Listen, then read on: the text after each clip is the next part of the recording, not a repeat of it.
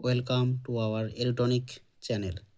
আজকে আমি তোমাদের জন্য নিয়ে চলে এসেছি সপ্তম শ্রেণীর ভূগোল বইয়ের দ্বিতীয় অধ্যায় ভূপৃষ্ঠের কোনো স্থানের অবস্থান নির্ণয়। এই অধ্যায়ের পুঙ্খানুপুঙ্খ বিশ্লেষণ আমি তোমাদের কাছে নিয়ে চলে এসেছি। তো দেখো, আজকে আমি তোমাদের কাছে নিরক্ষরেখা কি, এই নিরক্ষরেখা কি, এই নিরক্ষরেখা হচ্ছে, এইটা ধরো আমাদের পুরো এই যে গোলটা বৃত্তটা দেখতে পাচ্ছ তোমরা, এই বৃত্তটা একটা হচ্ছে আমাদের ধরো পৃথিবী। এই পৃথিবীর মাঝখানে দেখো, এই মাঝখান দিয়ে একটা রেখা চলে গেছে। সেটা কোন দিক থেকে কোন দিকে গেছে? না, সেটা গেছে পূর্ব থেকে পশ্চিম দিকে গেছে। এই যে রেখাটা তোমরা দেখতে পাচ্ছ পৃথিবীর মাঝখান দিয়ে যে রেখাটা পূর্ব দিক থেকে পশ্চিম দিকে গেছে, সেই রেখাটাকে আমরা বলবো কি রেখা? নিরক্ষরেখা। এই নিরক্ষরেখার মান কত? দেখো, এই নিরক্ষরেখার মান হচ্ছে 0 ডিগ্রি। নিরক্ষরেখা বা আমরা কি বলে থাকি? অক্ষরেখা। তাহলে অক্ষরেখাগুলো কি হয় না, পূর্ব দিক থেকে পশ্চিম দিকে বিস্তৃত রয়েছে। এরপর দেখো, সোজা উত্তর এবং দক্ষিণ দিকে একটা রেখা আছে মাঝ বরাবর। উত্তর এবং দক্ষিণ দিকে মাঝ বরাবর একটা রেখা আছে। সেই রেখাটার নাম কি? না মূল মধ্যরেখা বা দ্রাঘিমা রেখা। এর মানও কিন্তু 0 ডিগ্রি। ঠিক আছে। এরপর দেখো দেখো নিরক্ষরেখা পৃথিবীর ঠিক মাঝখান দিয়ে পূর্ব পশ্চিমে বিস্তৃত রয়েছে। তাহলে আমরা দেখতে পাচ্ছি কি, এই যে পূর্ব দিক, এদিকে পশ্চিম দিক, তাহলে পূর্ব দিক থেকে পশ্চিম দিকে বিস্তৃত যে রেখাটা, সেটাই আমরা বলবো কি? নিরক্ষরেখা। বা একে আমরা বলবো কি? বিষুব রেখা বা অক্ষরেখা, যার মান কিন্তু 0 ডিগ্রি। এই নিরক্ষরেখা দেখো মাঝখান দিয়ে গেছে, তো পূর্ব থেকে পশ্চিম গোলার্ধে, পূর্ব গোলার্ধ থেকে পশ্চিম গোলার্ধে গেছে। দিয়ে দেখো, এটা যদি পৃথিবীকে দুটো ভাগে ভাগ করেছে, একটা হচ্ছে দেখো উপর দিকে একটা অংশ আছে, এই রেখাটার উপর দিকে একটা অংশ, এই রেখাটার নিচের দিকে যে অংশটা, তাহলে উপরের দিকে যে অংশটা সেটা হচ্ছে উত্তর গোলার্ধ, আমরা উত্তর গোলার্ধ বলি। আর নিচের দিকে যে অংশটা সেটাকে আমরা কি বলি?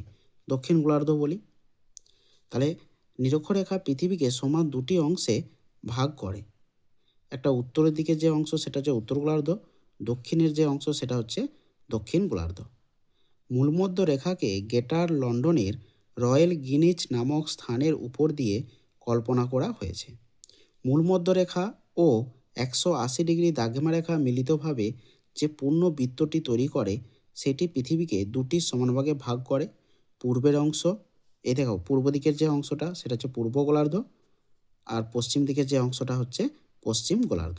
তাহলে এই যে মূল মধ্য রেখাটা, এই উত্তর গোলার্ধ থেকে দক্ষিণ গোলার্ধ থেকে দেখো যে একটা রেখা আছে মাঝ বরাবর, সেটা দুদিকে ভাগ করেছে, একটা পূর্ব গোলার্ধ আর একটা হচ্ছে পশ্চিম গোলার্ধ। তাহলে আমরা আরেকবার দেখে নিচ্ছি যে নিরক্ষরেখা পৃথিবীর মাঝ বরাবর পূর্ব দিক থেকে পশ্চিম দিকে পৃথিবীকে দুটো ভাগে ভাগ করেছে।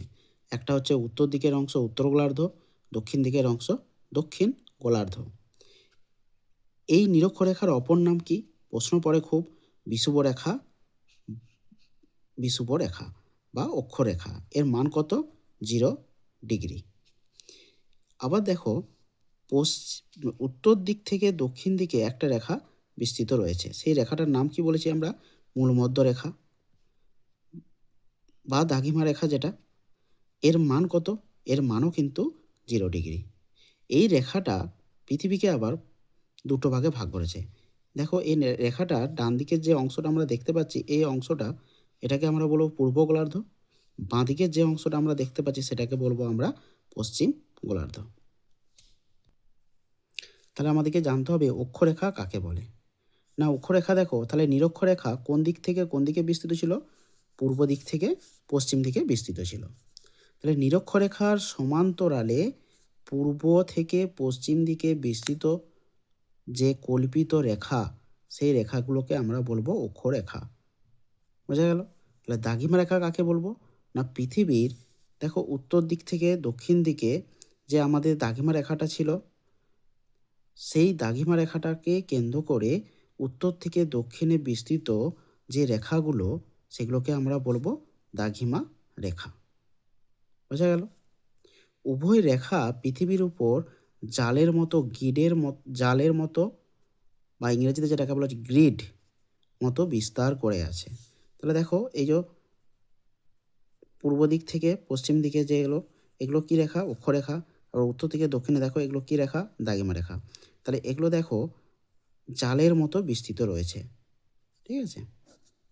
এরপর আমরা দেখব অক্ষরেখার পরিচয়, অক্ষরেখার বৈশিষ্ট্য। অক্ষরেখার পরিচয় বা বৈশিষ্ট্যতে কি বলবো আমরা? যে অক্ষরেখাগুলো পরস্পর সমান্তরাল, তাই তো?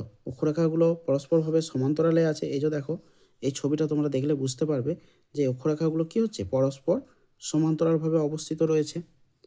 অক্ষরেখাগুলো কি? পূর্ণবৃত্ত। দেখো, অক্ষরেখাগুলো গোল করে যদি আমরা দেখি, তাহলে পূর্ণবৃত্ত প্রকৃতির। অক্ষরেখা ডিগ্রিতে পরিমাপ করা হয়। যেমন আমরা বললাম নিরক্ষরেখার মান কত? 0 ডিগ্রি। অক্ষরেখা পরিধি ক্রমশ মেরুর দিকে কমে যায়।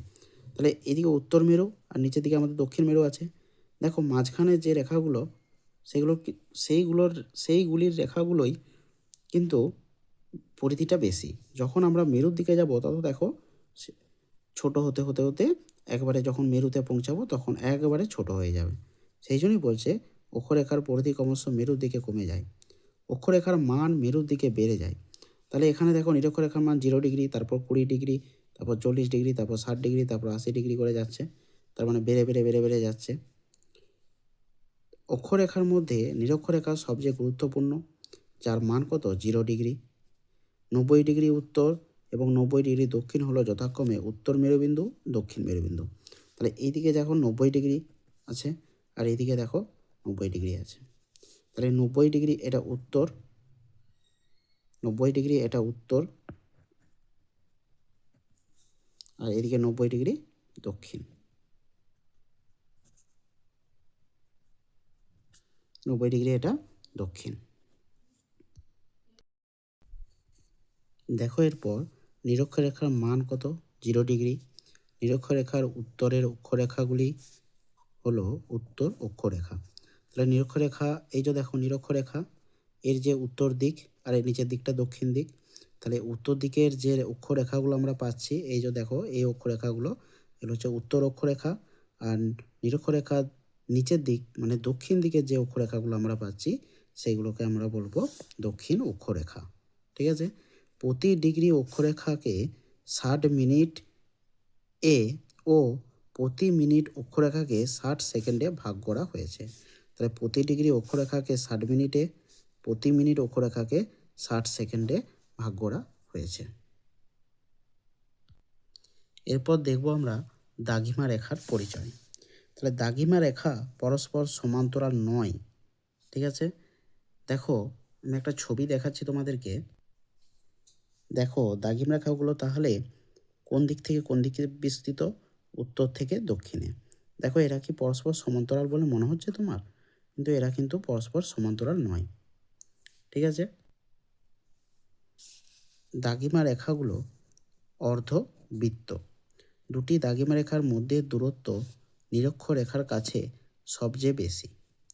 যত আমরা নিরক্ষরেখার কাছে পাবো, দেখো এটা তো নিরক্ষরেখা, তো এর মাঝে মূলমধ্য রেখা বা মূলমধ্য দাগিমা রেখা রয়েছে। দেখো একটা ছবি আঁকার চেষ্টা করলাম। তো দুটো দাগিমা রেখা, এ একটা দাগিমা রেখা, এ একটা দাগিমা রেখা, মধ্যে নিরক্ষরেখার কাছে সবচেয়ে মানে নিরক্ষরেখার কাছে যে দাগিমা রেখা দুটো, এদিকে একটা দাগিমা রেখা, এইদিকে একটা দাগিমা রেখা, তাদের মধ্যে দূরত্বটা সবচেয়ে কী থাকে? বেশি থাকে। নিরক্ষরেখা থেকে মেরুর দিকে ক্রমশ দূরত্ব কমে যায়। যত আমরা নিরক্ষরেখা থেকে, এই যে নিরক্ষরেখা, এই নিরক্ষরেখা থেকে যত আমরা মেরুর দিকে যেতে থাকবো, তত দূরত্বটা কমে যাবে। প্রত্যেকটি দাগিমা রেখা উত্তর দক্ষিণ মেরুবিন্দুতে গিয়ে মিশেছে। তাহলে এই যে উত্তর দিকে শুরু হয়েছে আর দক্ষিণ দিকে গিয়ে কী হচ্ছে? শেষ হচ্ছে, মানে মিশেছে। 180 ডিগ্রি পূর্ব এবং 180 ডিগ্রি পশ্চিম, যেহেতু একটাই দাগিমা রেখা, তাই তার পূর্ব ও পশ্চিম উল্লেখ করতে হয় না। এরপর আমরা জানব স্থানীয় সময় কাকে বলে? না, মূলমধ্যরেখার উপরে যখন সূর্য আসে তখন ঠিক দুপুর 12টা। যখন তাহলে মূলমধ্যরেখাটা এর উপরে যখন সূর্যটা আসছে তখন সময় কটা বলি আমরা? দুপুর 12টা। মূলমধ্যরেখা থেকে 15 ডিগ্রি পূর্ব দ্রাঘিমায় তখন দুপুর 1টা। আবার 15 ডিগ্রি পশ্চিম দ্রাঘিমায় সেই সময় সকাল 11টা। দ্রাঘিমা অনুযায়ী কোনো স্থানের সময়কে সেই স্থানের আমরা কি বলবো? লোকাল টাইম বা স্থানীয় সময়। কোনো দ্রাঘিমায় সূর্য যখন ঠিক মাথার উপরে আসে তখন দুপুর 12টা হয়। তাহলে দেখবে যখন তোমরা লক্ষ্য করে দেখবে যখন সূর্যটা তোমাদের মাথার উপরে চলে আসবে তখন তোমরা ঘড়ির কাঁটার দিকে তাকাবে, দেখবে সেই সময়টা কটা হচ্ছে? 12টা। এরপর হচ্ছে আমরা কি জানবো? প্রমাণ সময়। প্রমাণ সময় কি বলছে? একটা গোটা দেশের ক্ষেত্রে ব্যাপারটা একটু অন্যরকম। যেমন ভারতের পূর্ব সীমানা ও পশ্চিম সীমানার মধ্যে সময়ের পার্থক্য পায় কত? না, 1 ঘন্টা 45 মিনিট। পূর্ব সীমানা পশ্চিম সীমানার মধ্যে সময়ের পার্থক্য 1 ঘন্টা 45 মিনিট। একটা দেশের একটাই সময় ঠিক না করলে নানা রকম অসুবিধা দেখা দেয়। তাই ভারতের ক্ষেত্রে এই অসুবিধা এড়াবার জন্য ঠিক মাঝ বরাবর 82 ডিগ্রি 30 মিনিট পূর্ব দ্রাঘিমাকে প্রমাণ দ্রাঘিমা বা স্ট্যান্ডার্ড মেরিডিয়ান ধরা হয়েছে। দেখো ছবিটায় 82 ডিগ্রি 30 মিনিট পূর্ব যে দ্রাঘিমা, এই দেখো এই যে দ্রাঘিমাটা ভারতীয়, এই 82 ডিগ্রি 30 মিনিট পূর্ব দ্রাঘিমাটাকে ভারতীয় প্রমাণ সময় হিসাবে ধরা হয়েছে বা ইন্ডিয়ান স্ট্যান্ডার্ড টাইম। গ্রিনিচের সঙ্গে ভারতের প্রমাণ সময়ের পার্থক্য কত? 5 ঘন্টা 30 মিনিট। ভারতের গ্রিনিচের ভারত কি গ্রিনিচের পূর্ব দিকে অবস্থিত। তাই কোনো অনুষ্ঠান যদি লন্ডনের বিকেল 5টায় শুরু হয় তবে ভারতের টেলিভিশনে সরাসরি দেখা যাবে কটায়? না, বিকেল 5টা প্লাস 5 ঘন্টা 30 মিনিট সমান রাত্রি 10টা 30 মিনিটে আমরা দেখতে পাবো।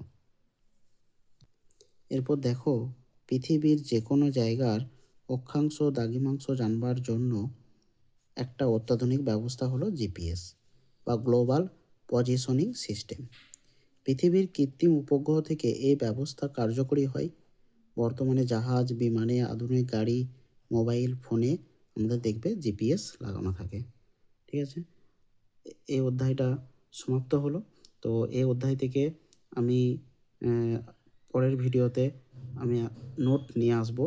তো তোমরা তোমার বন্ধুদের মধ্যে এই চ্যানেলটিকে শেয়ার করে দাও এবং চ্যানেলটিকে সাবস্ক্রাইব করে থাকো। তো একের পর এক তোমরা তোমাদের যে ফার্স্ট ইউনিট টেস্টের যে ভূগোল বিষয়ের যে সিলেবাস সেই সিলেবাসগুলো আমি কমপ্লিট করব এবং নোট নিয়ে আসব। তো তোমাদের যদি এই ভিডিও ভালো লাগে তোমাদের বন্ধুদের মধ্যে, আবার বলছি, তোমার বন্ধুদের মধ্যে ভিডিওটিকে শেয়ার করো।